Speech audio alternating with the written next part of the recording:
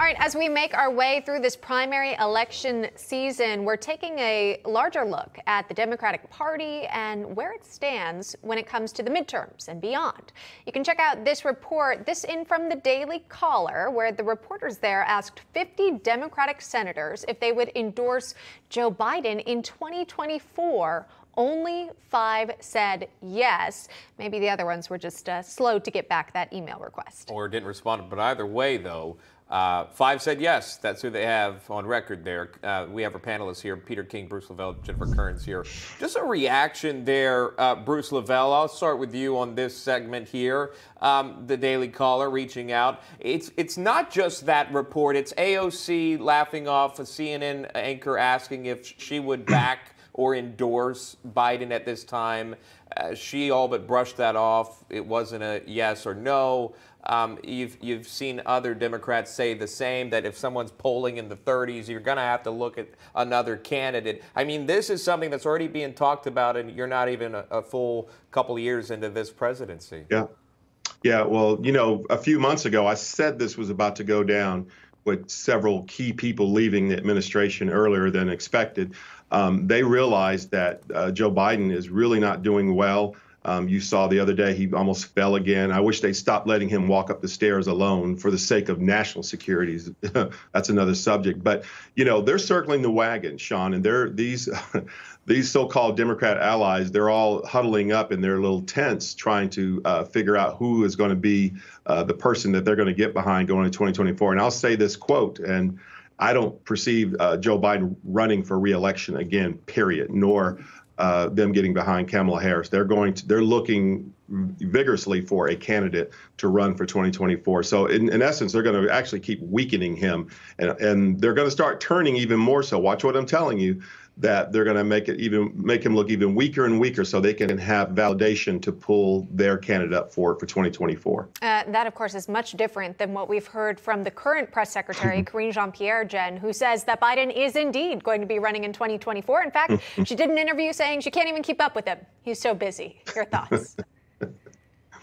Well, he's so busy in the crashing the stock market, upending the oil and gas industry, and ripping the life savings away from so many Americans, in fact, wiping the investment gains of Americans out from the time that Trump was in office. So if you don't think one person can make a difference in Washington, D.C., look no further than Joe Biden. As for the Democrats who aren't supporting him, it's too bad he got rid of his dog Major recently, because that's probably the only friend Joe Biden had in Washington. Bruce is absolutely right. What is interesting here, Emma, I think if we're hearing this publicly from Democrats, imagine how bad the internal private polling is ahead of the midterms, that they're already trying to flee this sinking ship, those rats. There's some major issues, undoubtedly, that this administration, this specific president will be facing.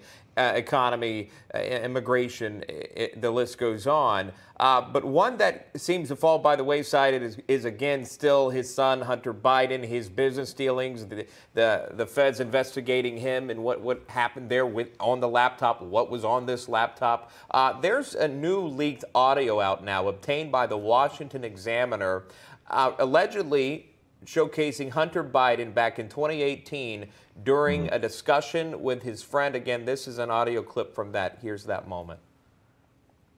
He'll talk about anything that I wanted to, that he believes in. If I say this is important to me, then he will work a way in which to make it a part of his platform.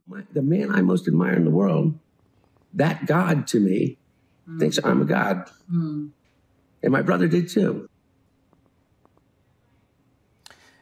And the audio goes on there. Congressman, I'm just curious, does that affect you in any way in terms of understanding how government works as you do, and then hearing what is seemingly audio of Hunter Biden talking about the influence he has over his father, who was Senator Biden, Vice President Biden, and now President Biden?